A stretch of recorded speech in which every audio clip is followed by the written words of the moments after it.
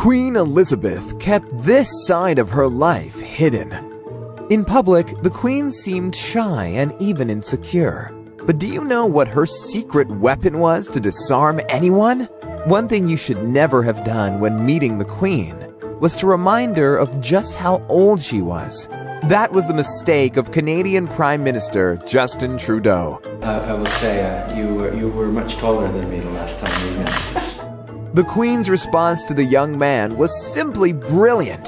Thank you, Mr. Prime Minister of Canada, for making me feel so old. Have you guessed yet what Her Majesty's secret weapon was? It was, of course, her wit and her humor.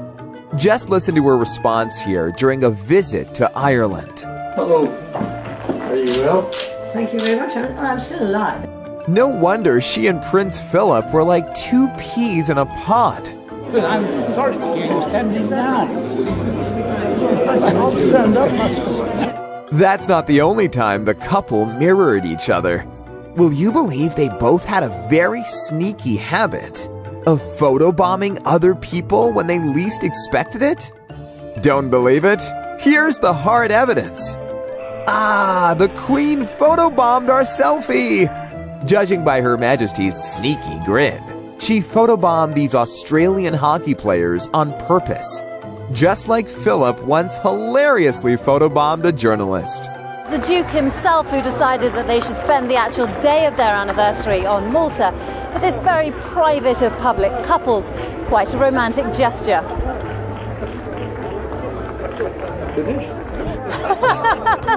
And speaking of photos and posing for cameras, Elizabeth was quick to let you know when she wasn't having fun. Are you supposed to be looking as if you're enjoying it? Going by the Queen's sarcastic remark, she clearly wasn't enjoying herself at all. Elizabeth was well known for her unique sense of fashion, but one of her most memorable fashion moments didn't even have anything to do with her own outfit. Watch the Queen's utterly horrified reaction here, when she looks down at the shoes of the Turkish First Lady. Let's watch that one more time in slow motion, shall we? The Queen's facial expression says it all. What do you imagine she was thinking right there? But who could have really blamed her? How far will you get in heels like that before tumbling down? Did you know Her Majesty was also the oldest Bond girl ever? And that she once agreed to a top-secret mission with James Bond? It was actually a very well-kept secret, probably more state secret than most of the intelligence documents that she receives. Good evening, Mr. Bond. Good evening, Your Majesty. We are sure the Queen used a stunt double. Or did she really make that jump herself? She jumped. Everyone thinks this is a joke, she actually jumped. And when the Queen snapped her fingers, everyone jumped. No matter if you were one day going to become king. Just like that time she publicly scolded William when he would not stop fiddling about on the royal balcony. As I learned from growing up, you don't mess with your grandmother, and what she says goes. Queen Elizabeth was not afraid to make a fool of US presidents. Can you guess which president was her favorite victim? It may have seemed almost cruel at the time, but remember when she refused to accept Barack Obama's toast? To the Queen. Just watch how the Queen gracefully shut Obama down. All he could do was put down his glass and swallow his pride. Oh dear, how embarrassing it must have been for the poor man. At least Obama did get his toast after all. But only once God Save the Queen had stopped playing. Cheers, Your Majesty! And don't tell me you missed Prince Philip's reaction. Just watch that sly smirk on his face. When Prince Harry launched the Invictus Games, it gave Elizabeth another chance to take a jab at Obama. Hey, Prince Harry, remember when you told us to bring it at the Invictus Games? Careful what you wish for. Oh, really? Please. Boom. Clearly fed up with the helicopter noise, hear her remark while she was trying to talk to Sir David Attenborough. Sounds like President Trump or President Obama. Once again, she showed her quirky sense of humor and dry wit, and her humility to joke about her own age. There will be all kinds of different trees growing here in another 50 years, maybe. I won't be here then. What matters in life is being able to laugh at the small things, and the Queen absolutely knew that.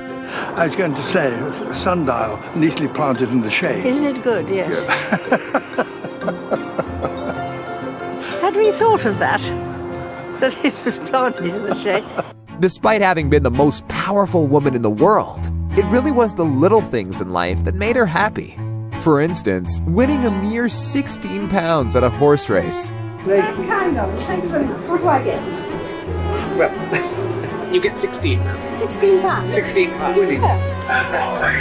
Let's see that quirky smile one more time. Now, just imagine if her horse had won an even bigger prize.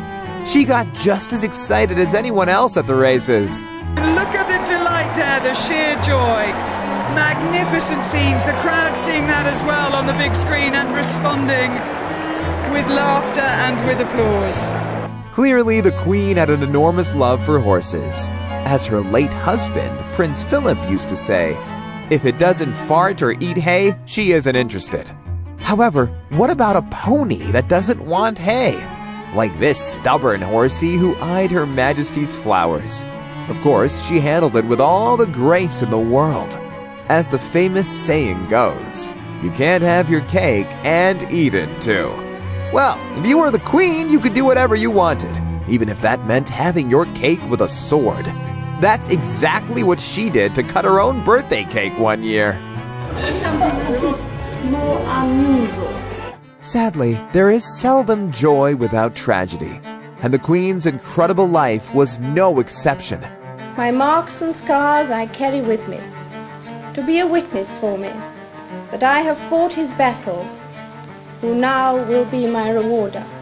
For Elizabeth, some of her worst moments ever all happened in one single year, 1992. It was mayhem. It was the biggest cataclysm that hit the royal family. It was, as she described it, a most horrible year. 1992 is not a year on which I shall look back with undiluted pleasure. In the words of one of my more sympathetic correspondents, it has turned out to be an annus horribilis. First, a disgraceful scandal tarnished the royal family's name. Prince Andrew's new wife, Sarah Ferguson, was caught having an intimate affair with another man. The Duchess was embarrassing herself and the royal family by parading around London society with this guy, Steve Wyatt, a Texan, who referred to Fergie as Ma Woman. As if Prince Andrew's divorce wasn't enough of a shock, Princess Anne's marriage also fell apart. It was revealed that both she and her husband had been unfaithful to one another. But Queen Elizabeth's nightmares were just beginning. To make matters worse, Diana took a stab at the royals by revealing astonishing details about her failing marriage. And then came the worst moment of the Queen's year. If you were a Hollywood screenwriter writing the story of the royal family this year, and you put, then the royal castle burned down, the director would go, this is too corny, you've got enough there. But that was exactly what happened. To put the cherry on top of the Queen's worst year, her family home, Windsor Castle, burned down. But no doubt, the Queen's most heartbreaking moment was losing the greatest love of her life, her husband. Philip was always there, but the Queen has now lost her rock. But he has quite simply been my strength and stay all these years. She's suddenly realised she's lost the captain of her ship. She's lost the CEO of the House of Windsor, and nobody can fill that void. Now the Queen has joined her loving husband in heaven. Queen Elizabeth dedicated her entire life to service. I declare before you all that my whole life, whether it be long or short, shall be devoted to your service. After almost a century serving others, she can now rest in peace. One thing we will always remember about Elizabeth is that she weathered every storm that crossed her path. she is one tough broad. She really is a tough broad. That's a really good way to describe her as a broad. She really is a broad. Which was your favorite moment of Queen Elizabeth? Do you think the royal family will survive without her?